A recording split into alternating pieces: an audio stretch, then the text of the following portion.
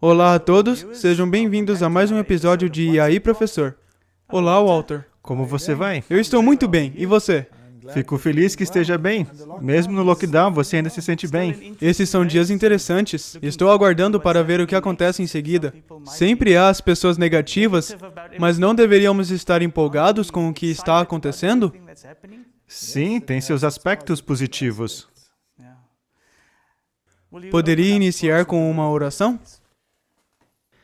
Querido Pai Celeste, ao discutirmos os assuntos sobre a Tua verdade, especialmente a verdade para este tempo, oro para que estejas com as nossas ponderações e guie nossos pensamentos. Em nome de Jesus, amém. No episódio anterior, mencionamos que o Senhor trataria sobre o espírito de profecia em termos mais amplos. Mas antes disso, nós recebemos vídeos interessantes, entre outros do Dr. Shiva, do Dr. Buttar, e houve algumas perguntas sobre os QAnons.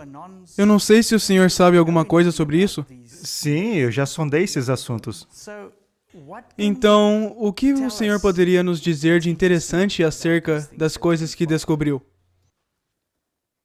Puxa, você está colocando a corda em meu pescoço. Me desculpe.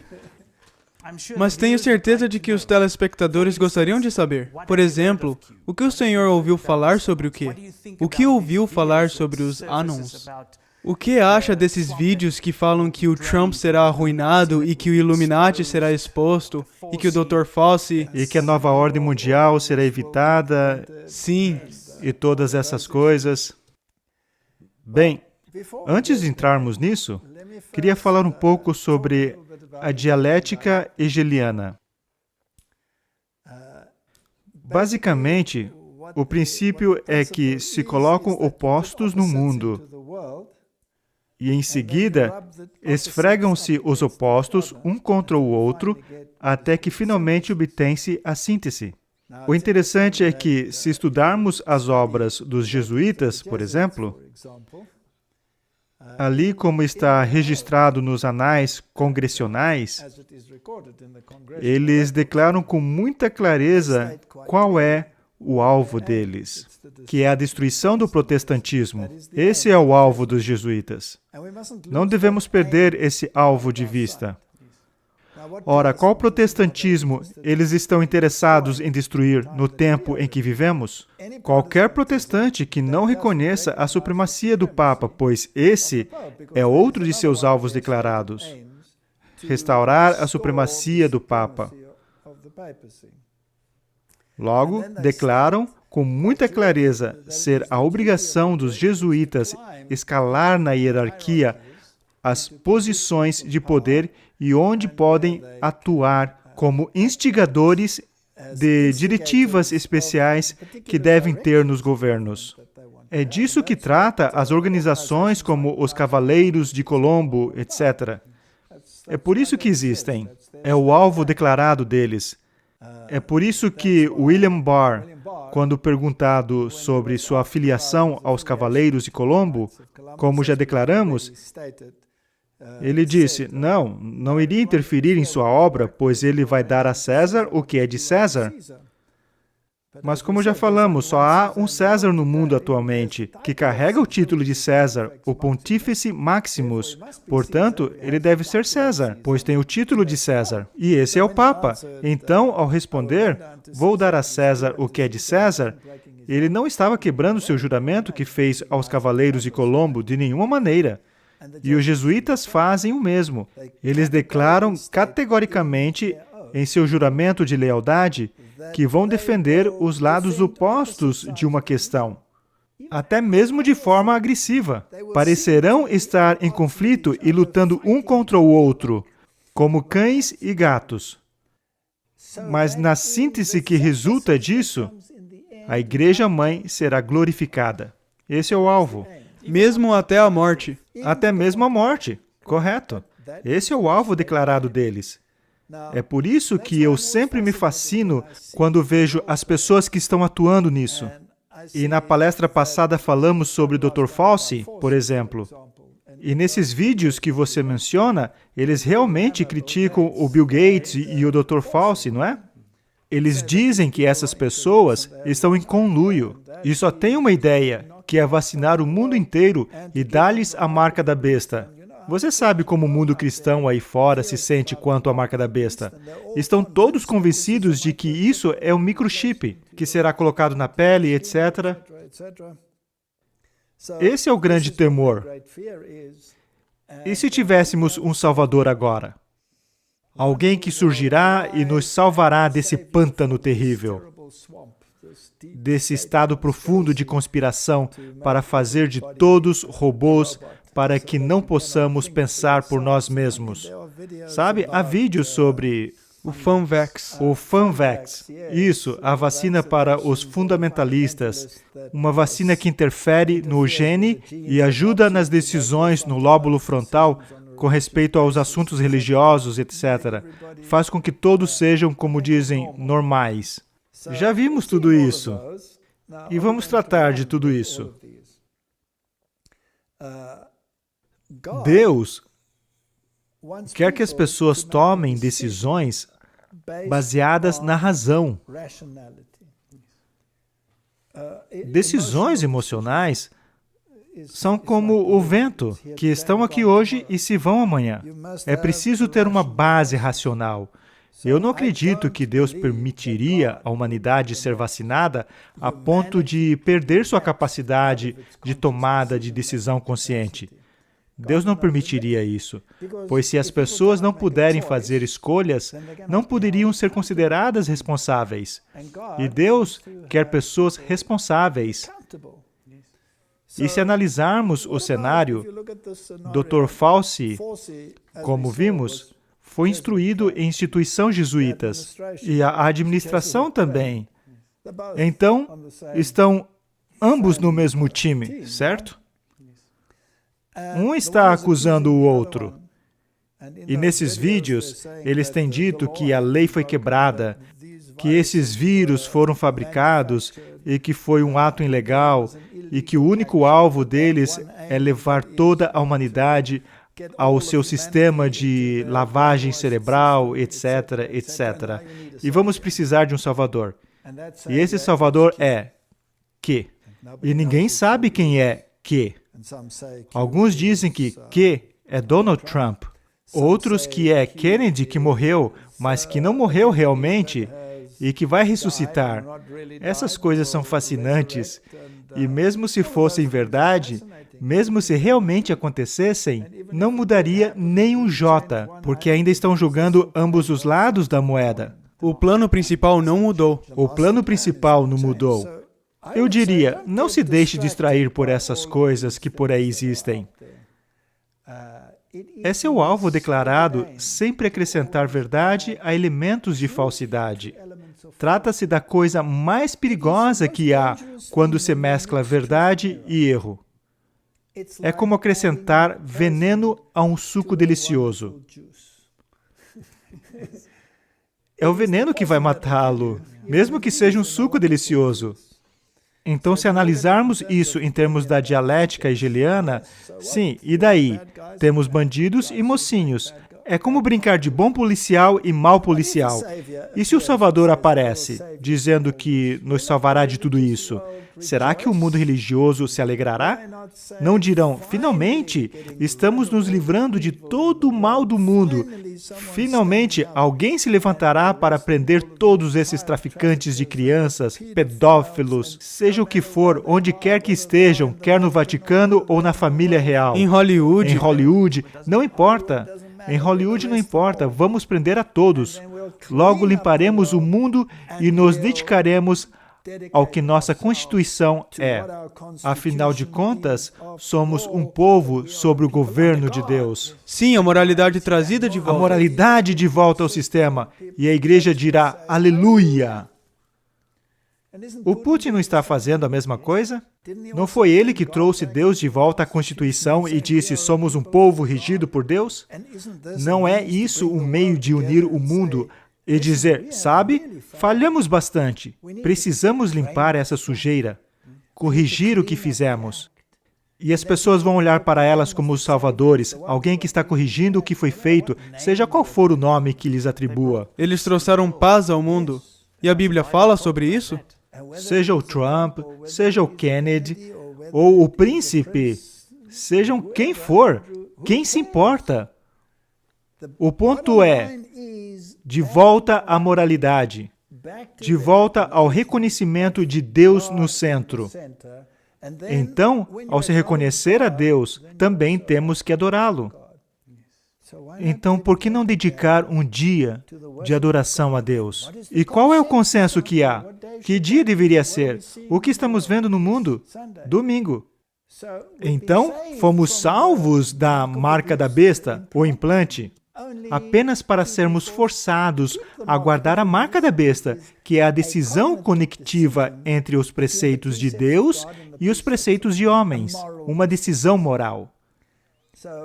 Quem vai se beneficiar no final? A Igreja-mãe, por meio de sua dialética hegeliana. Eu analiso os atores e não estou muito interessado quem está falando mal de quem. Quem é fraco, quem saiu da lama. Vejamos os ex-diretores da CIA. Todos eles foram removidos porque eram parte da lama. Também foram instruídos em instituições jesuítas. Todos em instituição jesuítas. Não é incrível? Então, os jesuítas estão removendo os jesuítas? Não faz nenhum sentido. Somente à luz do conflito entre o bem e o mal é que podemos entender essas coisas. Mas se não acreditamos que há um conflito entre o bem e o mal, então vamos nos perder nesse labirinto. E se eles prenderem o Papa? Com base em quê? Tem esses rumores de que um mandato de prisão já foi emitido e que ele já desceu de seu posto, que está em auto-isolamento, por assim dizer. Entre os católicos, há os círculos conservadores que alegam que ele é um antipapa. O Papa Real ainda está de sobreaviso, ainda está ali, não se foi. O Papa Bento. Livros foram escritos. E mesmo entre aquelas pessoas que creem na verdade presente, declaram que é esse que vai se erguer e voltar ao poder. Sabe, que era e não é, e que vai voltar, etc. Seria o Bento. Sabe, eu realmente espero que estejam certos, pois essas pessoas vão dizer que o anticristo já está aqui. Não mudaria nada. Mas o fato é que não podemos pensar em termos dessas ideias futurísticas. E já não vimos que autoridades católicas de postos elevados, cardeais, foram presos? Alguns foram exonerados, como no caso da Austrália. E as pessoas erguem os braços e dizem, por que eles conseguem se safar com isso?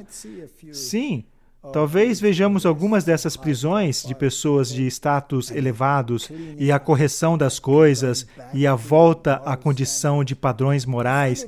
Eu acho isso interessante, que pós o corona, os governos estão dizendo ter uma nova economia surgindo. Todos os governos estão dizendo isso, até mesmo o nosso próprio governo. Mesmo nosso próprio governo. Uma nova economia, uma nova era, tudo é novo. Um novo relacionamento entre governos.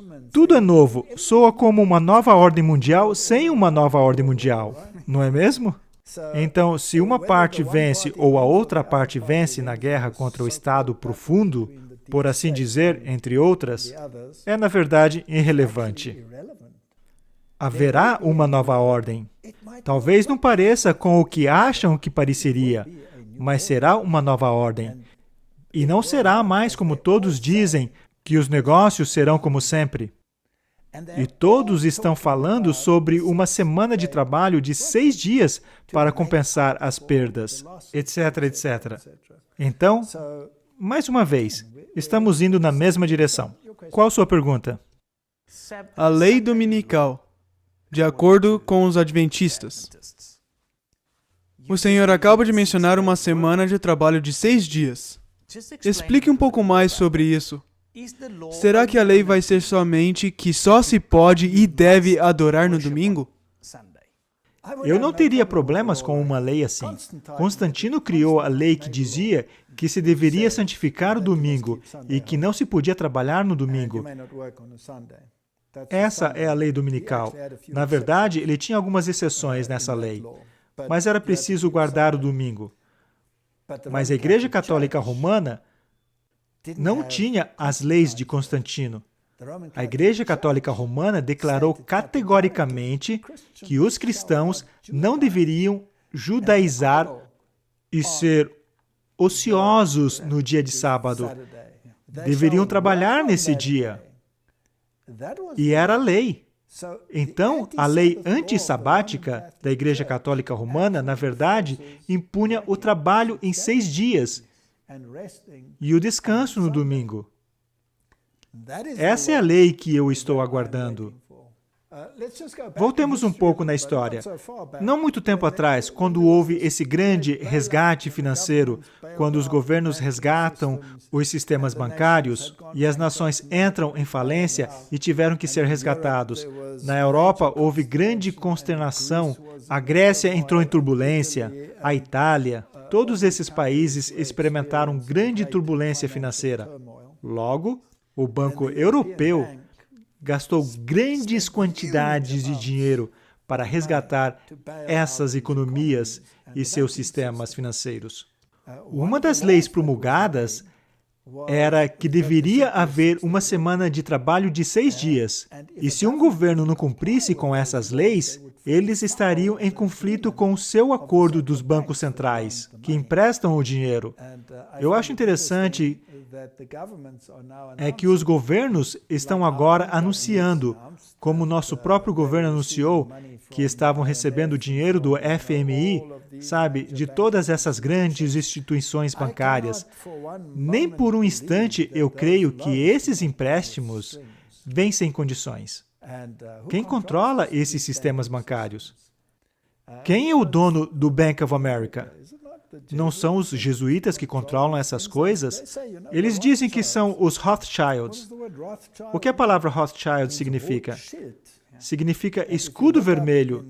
E se buscarmos na enciclopédia judaica, veremos que se trata de banqueiros do Vaticano. Esses são os judeus da linha de frente para o sistema do Vaticano.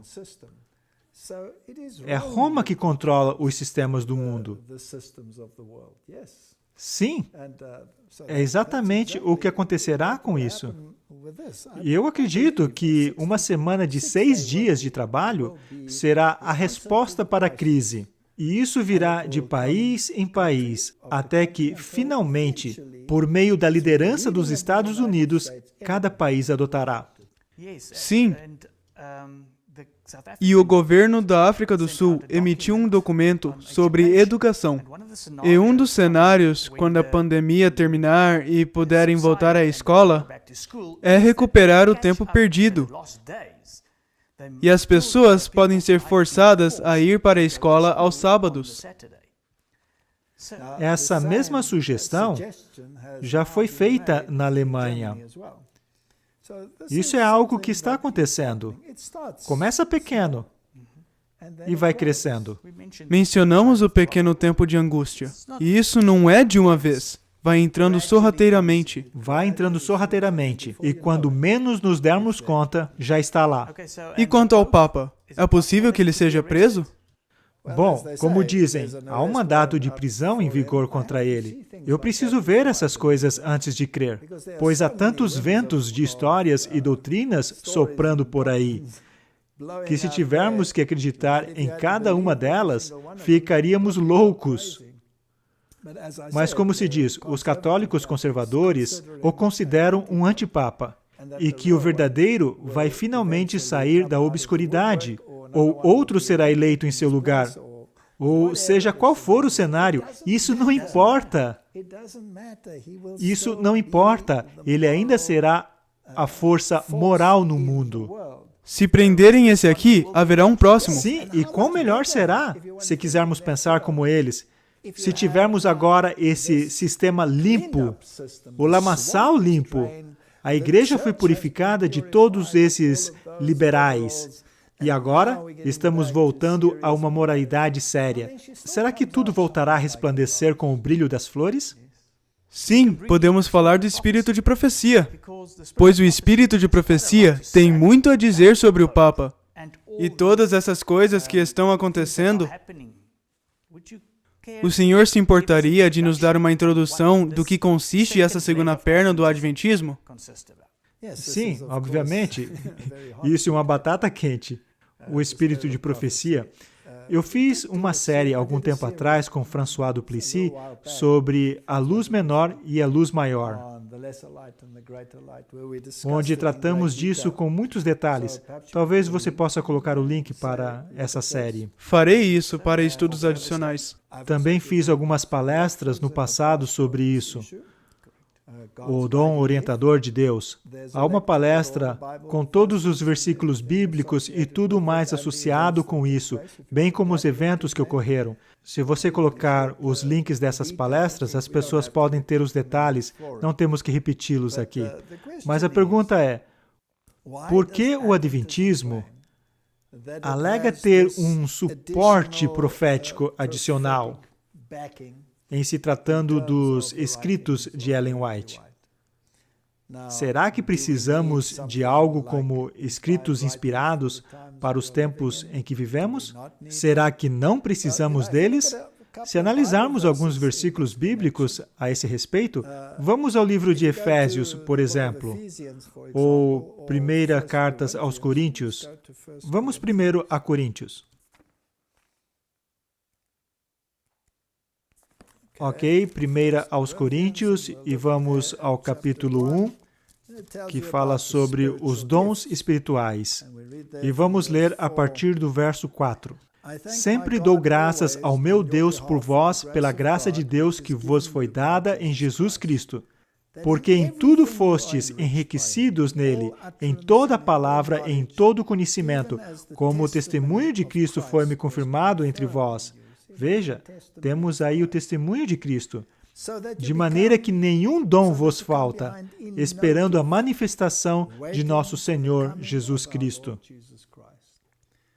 Então, o testemunho de Cristo precisa ser confirmado, a fim de que nenhum dom nos falte, ao guardarmos a vinda do nosso Senhor Jesus Cristo, o qual vos confirmará também até ao fim, para serdes irrepreensíveis no dia de nosso Senhor Jesus Cristo. Então, temos essa questão de dons espirituais. Efésios também fala sobre isso. Diz quais são os dons. Tem o dom da pregação, da cura, de línguas, de profecia. Tem todas essas questões. Se formos a Apocalipse, capítulo 17... Então, leremos ali, e esse é um versículo bem conhecido, que o remanescente que surge do grande conflito entre Cristo e Satanás, e a igreja é descrita sempre como a mulher, assemelhante a uma mulher delicada, a igreja, A uma noiva, a noiva de Cristo, correto? E a mulher que viste é a grande cidade que reina sobre os reis da terra. Isso nos diz que essa cidade inimiga, reinará sobre a terra. Então, esse é um lado. E se formos ao capítulo 12, versículo 17, lemos que o dragão se irou contra a mulher. E aqui temos o povo de Deus sendo comparado com uma mulher. Ora, temos Babilônia comparada a uma mulher. É o sistema da igreja. E temos o povo de Deus, o remanescente, comparado com uma mulher. E foi fazer guerra ao remanescente da sua semente. Então haverá esse embate entre os dois sistemas. E nos diz os atributos: os que guardam os mandamentos de Deus e não os mandamentos de homens. E têm o testemunho de Jesus Cristo. Ora, Paulo diz que nenhum dom nos falte ao aguardarmos a vinda do Senhor. Se formos a Apocalipse 19:10, lemos que o anjo, falando com João nessa revelação,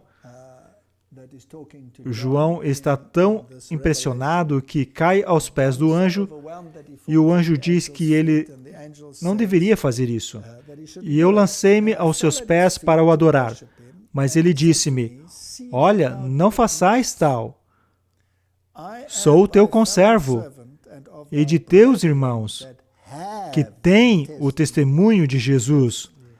Adora a Deus, porque o testemunho de Jesus é o espírito de profecia.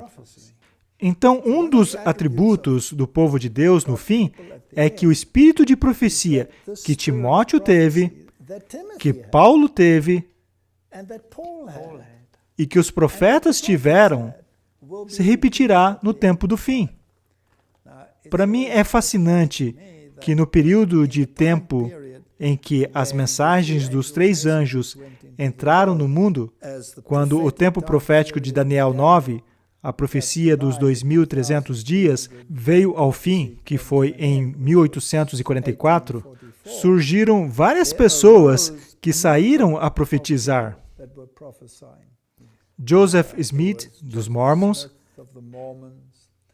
Ellen White, dos Adventistas, os Shakers, todos estavam nesse período profético. E a pergunta é, como distinguir o verdadeiro do falso? Pois a Bíblia diz claramente que o remanescente terá esse dom e que aqueles que aguardam a manifestação do Senhor não terá falta de nenhum dos dons. Então, como determinar se alguém é ou não um profeta? Bem, estudando os atributos de um profeta. E a Bíblia nos diz claramente que devemos examinar os profetas. Por exemplo, se formos a primeira aos Tessalonicenses, capítulo 5,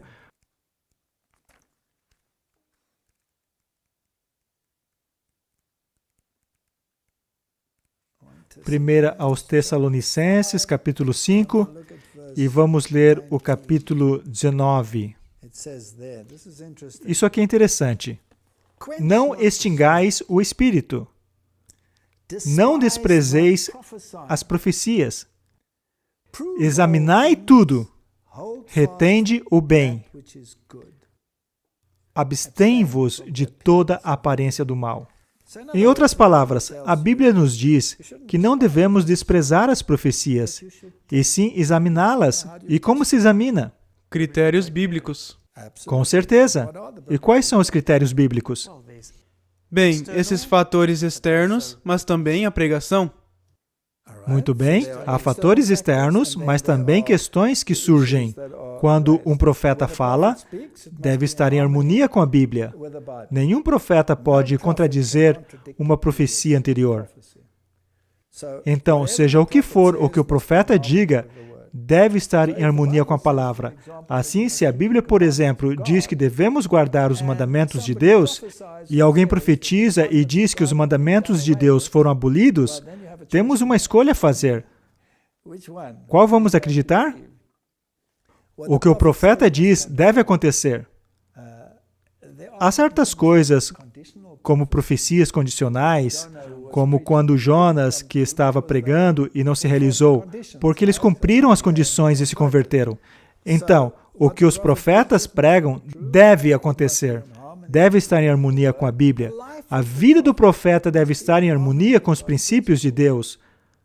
Não dá para ter alguém vivendo uma vida licenciosa e se dizer um profeta de Deus, pois vivendo assim, não ouvem Deus falar, não é mesmo?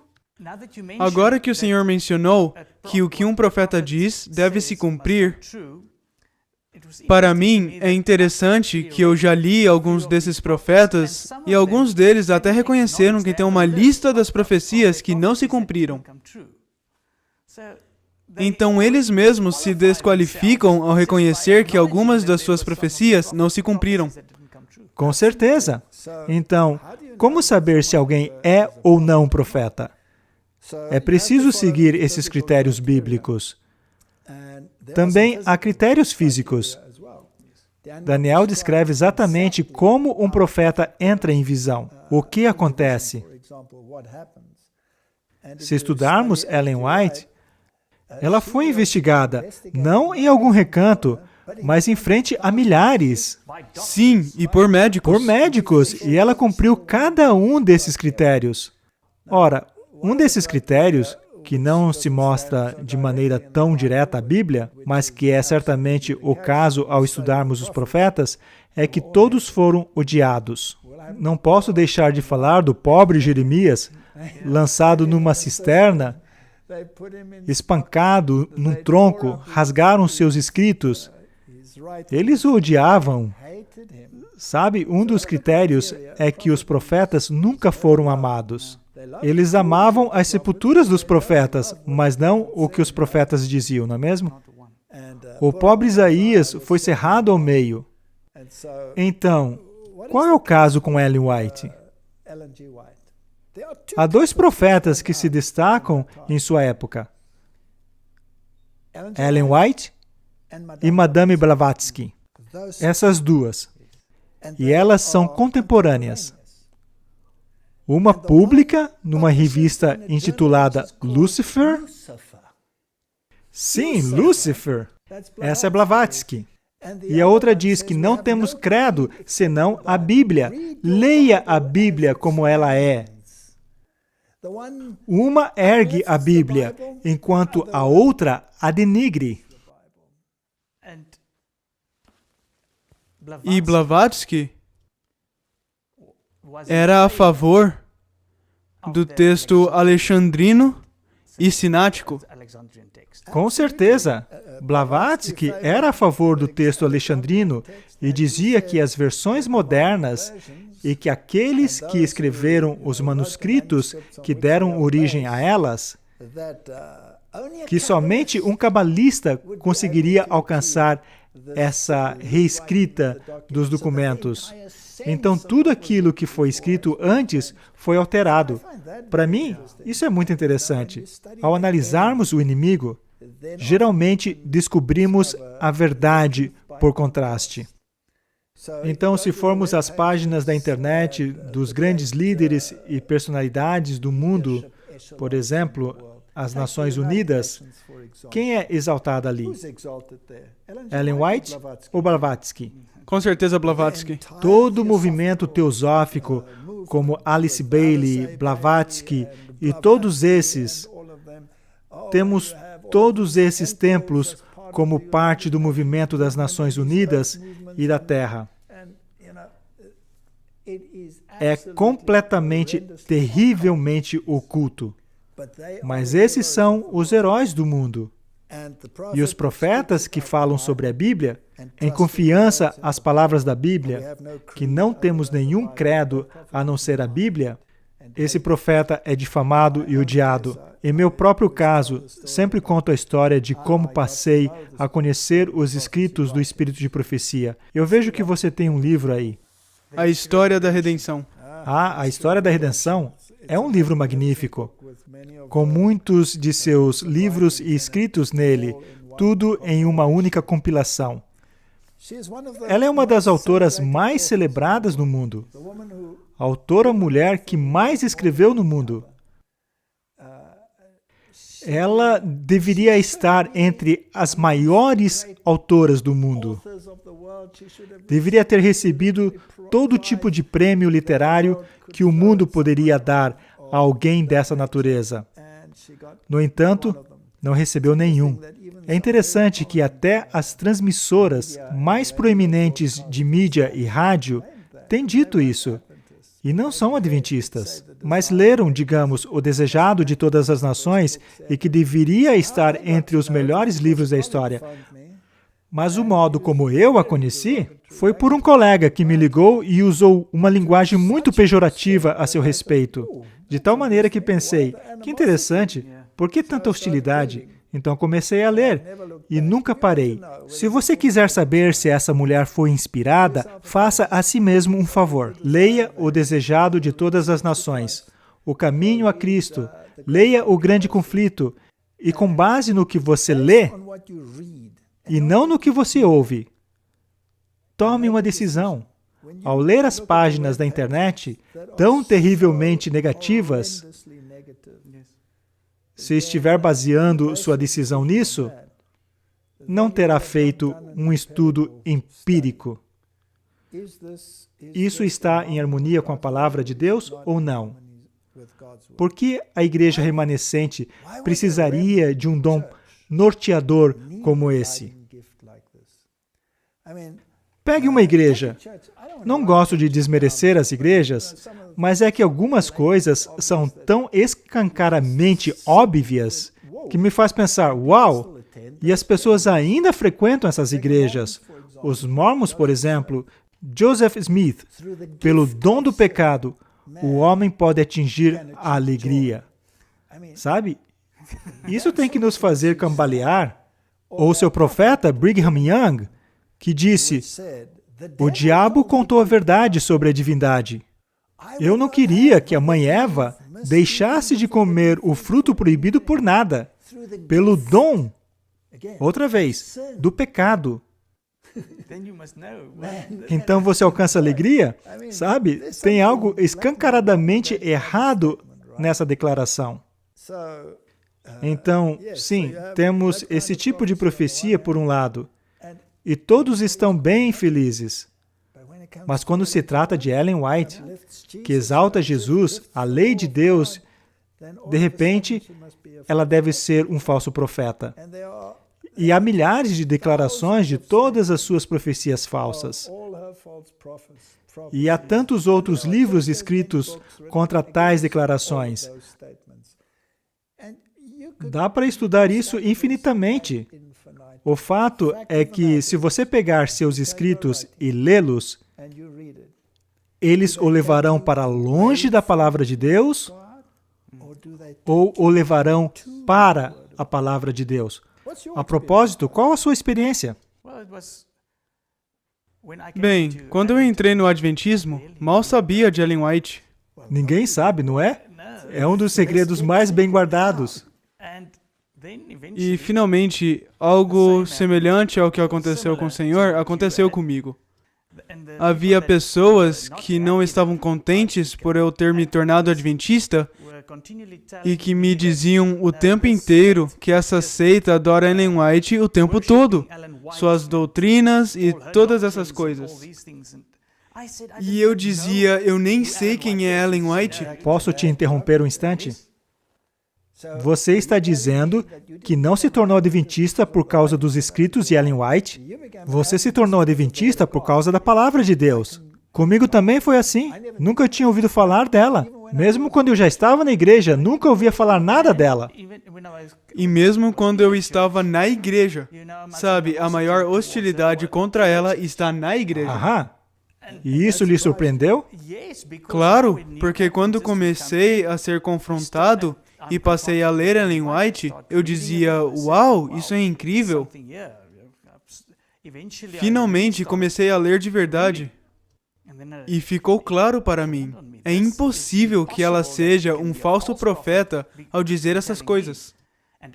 E quando eu comecei a transmitir o que eu estava lendo e aprendendo, as pessoas na igreja começaram a se distanciar.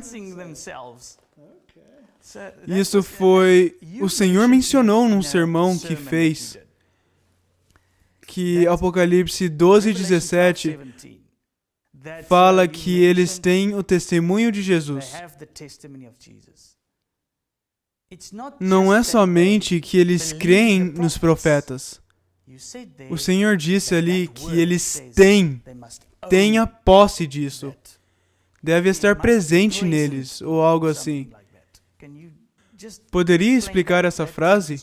Pois isso trouxe muita luz para mim. Sim, bem-aventurado aqueles que guardam os mandamentos e têm o testemunho. Ora, se você tem, é porque faz parte de você. Ora, será que a Igreja Adventista, em suas crenças fundamentais, alega crer no espírito de profecia conforme manifestado nos escritos de Ellen White? A resposta é sim. E de onde vem a grande oposição a isso? De dentro ou de fora? De dentro, correto. É interessante que os mega pregadores do mundo E podemos citá-los. Qualquer um deles, digamos, Billy Graham ou qualquer outro.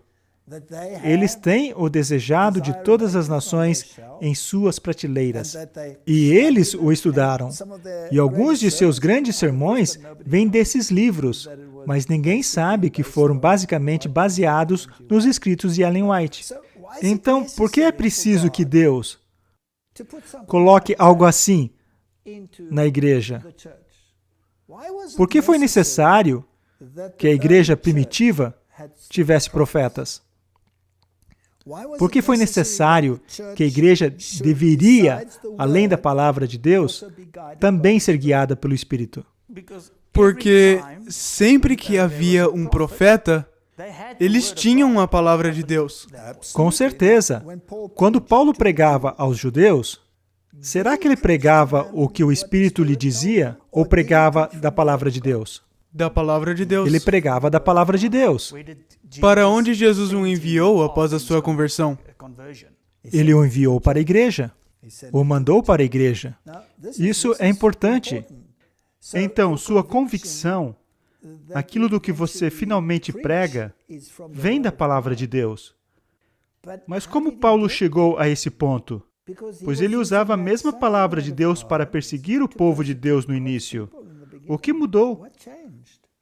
Seus olhos se abriram e, por meio do espírito de profecia, começou a entender o que a Bíblia dizia sobre o Messias. Como ele viria, que sofreria, etc. Nessa confusão babilônica que temos no fim dos tempos, onde há milhares de igrejas, cada uma ensinando as coisas mais absurdas, como chegamos ao ponto onde voltaremos à sua palavra? Deus, em sua misericórdia, deu à sua igreja uma linguagem simples e direta que ilumina este livro. Então, é esse livro, a Bíblia, que é o meu credo. É na Bíblia que baseio minha fé. Mas para entender as nuances, por exemplo, quando se trata do modo como a Bíblia foi escrita, tipo e antítipo. Sabe, quando você lê a Bíblia, uma história é somente uma história. Que impacto isso tem se é somente uma história? É algo que ocorreu no passado. Mas e se for uma tipologia de uma realidade maior no futuro? Eu jamais teria descoberto esse belo aspecto da tipologia se não tivesse lido Patriarcas e Profetas. De repente, todas as histórias do Antigo Testamento passam a ter vida. Não são histórias mortas sobre o passado, mas histórias que iluminam o presente. E sem isso, eu não teria percebido. E é quando somos impulsionados a essa direção, começamos a ler este livro. E todo o livro passa a ter vida. Sabe, quando começamos a ler um livro, como Patriarcas e Profetas, ou até mesmo O Grande Conflito, se mantivermos a Bíblia ao lado, e sempre que ela ler ou se referir a passagens da Bíblia, e você ler as passagens, vai descobrir que quase metade, se não mais, de seu tempo será gasto na Bíblia. Exatamente, ela não nos afasta da Bíblia, mas leva-nos a ela. Ela é a luz menor, apontando-nos à luz maior. Não fosse o espírito de profecia, estaríamos muito confusos no tempo do fim. Com todos esses ventos de doutrina, estaríamos ouvindo os ventos, mas não a palavra. E essa é uma das razões pelas quais eu amo o espírito de profecia. Sabe, eu acho que as pessoas aí no mundo têm medo de profetas. Sim, porque há tantos falsos profetas. Esse é o problema. Sempre que ouvimos dizer que alguém é um profeta, não, devemos nos afastar. Pois esse versículo que Jesus disse para estarmos alertas aos falsos profetas, agora todos são falsos profetas. É como se não houvesse profetas verdadeiros. Mas ele diz, provai os espíritos, não desprezeis as profecias. Então deve haver um profeta verdadeiro, se a ordem não é desprezar. E se há um profeta verdadeiro, temos que usar os critérios bíblicos para determinar se é verdadeiro ou não. Sabe, eu tenho pregado essa palavra já há uns bons 30 anos, não é? Não acha que cada coisinha negativa que seja remotamente possível não foi atirada contra mim? E algumas dessas coisas me impressionam. Claro, eu posso dar uma de avestruz e enfiar a cabeça na terra e posso dizer, uau, esse aqui deve ser um falso profeta. Mas cada um que estudei, porque eu não quero ser enganado, cada um deles, ela tem sobressaído como a verdadeira luz. E a acusação é totalmente falsa, geralmente baseado numa total incompreensão, até mesmo do plano básico da salvação, na mensagem do santuário, por exemplo. Ou isso, ou uma citação fora do contexto. E isso acontece bastante. Eles não fazem isso com a Bíblia? Exatamente. É interessante, se depois de estudarmos documentos inspirados, como a Bíblia, como que se estuda isso?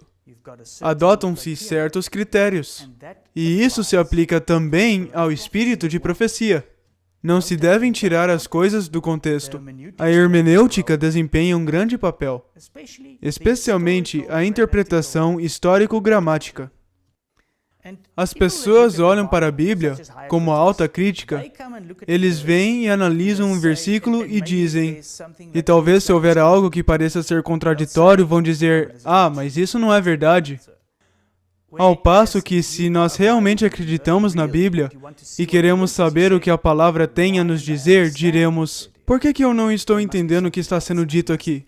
Deve haver algo mais, eu preciso fazer um estudo mais aprofundado. E o espírito de profecia, os escritos de Ellen G. White, temos a mesma coisa. As pessoas vão pegar uma citação e dizer isso é o que ela disse, então ela deve ser uma falsa profeta. É preciso aplicar os mesmos princípios ao teste. Por que eu não estou entendendo isso? E então, aprofundar os estudos. Correto. Então, podemos ler declarações contraditórias na Bíblia e dizer que a Bíblia se contradiz. Certa vez, alguém me enviou um documento com cerca de 3.000 contradições na Bíblia. Ao ler algo assim, nossa reação é, uou! Você fica espantado. Na verdade, eu me dei um trabalho de analisar essas declarações. Não sei até que número cheguei quando finalmente percebi. Quer saber? Essas pessoas não entendem coisas muito básicas na Bíblia. Digamos, por exemplo, um dos evangelhos, você sabe, tem um evento descrito e dirá que foi nesse dia, hora, etc. E no outro evangelho, descreve o mesmo evento em diferentes horas e dia. Aí você diz, um dos dois está errado. E você o descarta. E faz uma grande parafernália quanto a como a Bíblia se contradiz e que nem mesmo dois evangelhos estão em harmonia. Aí, quando se estuda de maneira mais aprofundada, descobre-se que um está usando a contagem romana e o outro a contagem hebraica. Por isso o tempo é diferente. Como Daniel estava em seu 3º ano e Nabucodonosor em seu 2º ano, mas terminou sendo preso. Como é que pode? Algum deles deve estar errado, não é? Uma das declarações deve estar errada. É que na contagem babilônica, eles tinham um ano essencial, e em seguida contavam os anos. Não há desarmonia. É o mesmo que aplica a Ellen White. Dizem que ela se contradiz aqui e ali, mas se estudarmos bem, veremos que eles não conseguem entender a questão. Então, muito disso tudo simplesmente desaparece quando se faz um estudo mais profundo. Para mim, pessoalmente, quanto mais aprofundados seus estudos, eu já mencionei essa maneira hermenêutica de estudar e tudo mais, eu não a estudo assim. Eu só leio os seus livros. Como se apresentam? Como se apresentam.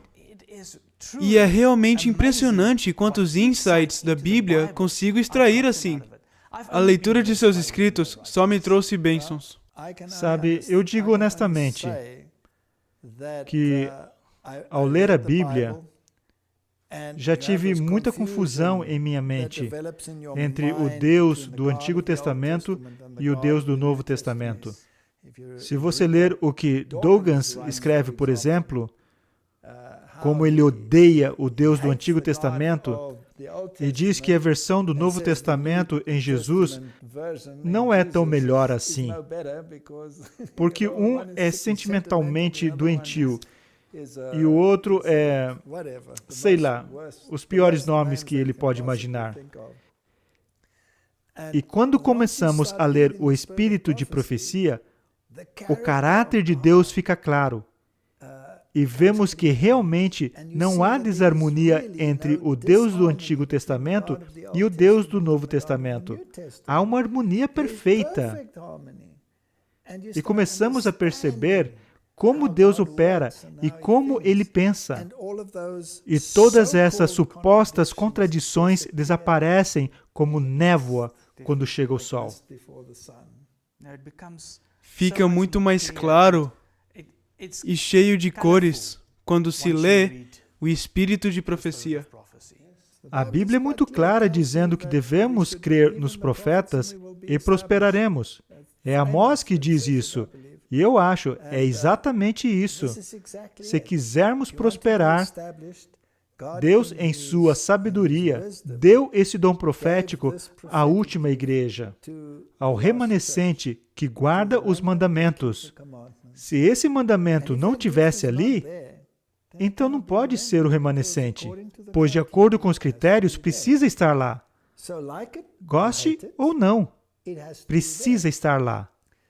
Podemos usar a Bíblia como um martelo ou os escritos de Ellen White como um martelo. Dependendo do que citamos, podemos usar a Bíblia como o bálsamo mais aliviante sobre nossas feridas. Ou os escritos de Ellen White como o bálsamo mais aliviante sobre nossas feridas. Essa é a natureza da Bíblia de Deus. A palavra de Deus vai golpear-nos, machucar-nos, atar-nos e curar-nos. E ela fará o mesmo. Então, os dois espíritos estão em total harmonia entre si. Há uma repreensão e há amor. E há cura. E eu não gosto de estar sem isso, especialmente nos tempos em que vivemos.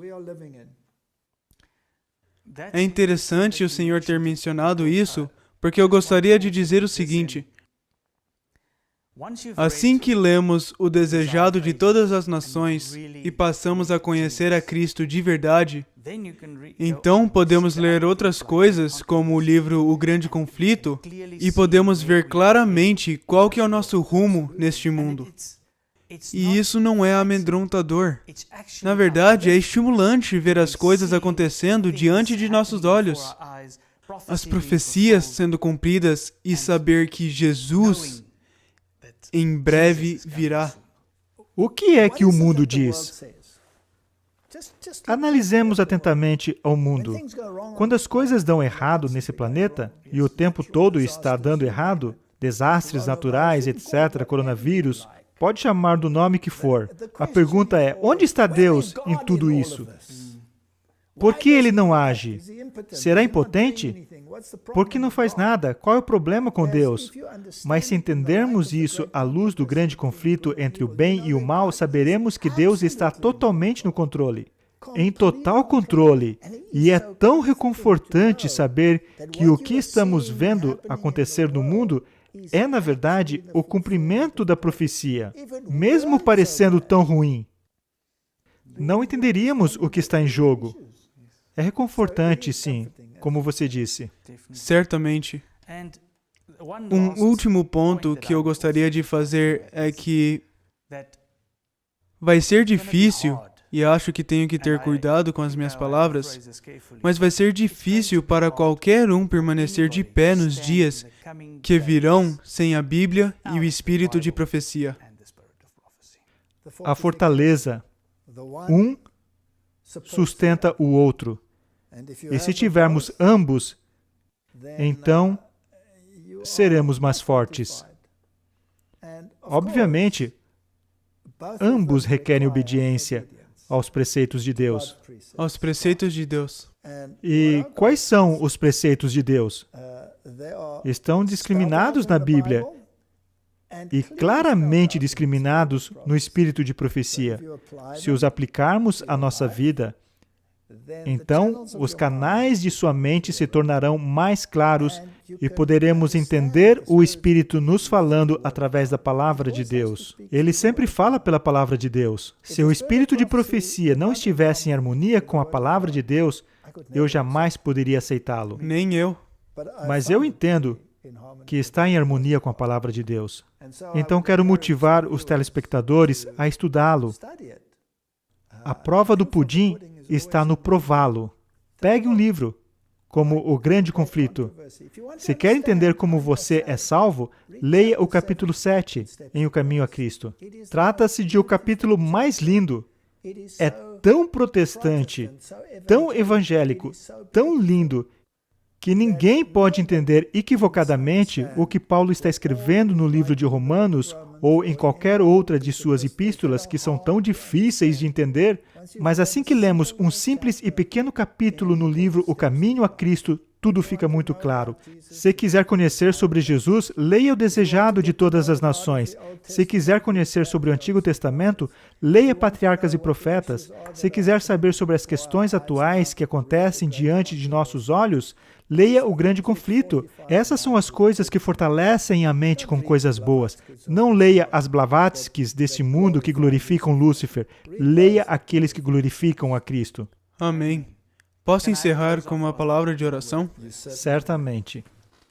Querido Pai Celeste, que privilégio tê-lo em nossas vidas. Obrigado por nos abençoar. Obrigado por nos mostrar o caminho da Tua palavra. Ajude-nos a ser boas luzes no mundo e a disseminar a Tua verdade entre as pessoas. Abençoe aqueles que assistiram a essa conversa e, por favor, nos envie o Teu Espírito Santo para nos proteger dessa Babilônia de ruídos que há no mundo. Em nome de Jesus. Amém. Amém. Obrigado por assistir esse vídeo. Para se inscrever, clique aqui. Clique no sininho para receber notificação. Para ver o próximo vídeo, clique aqui. Muito obrigado e até a próxima.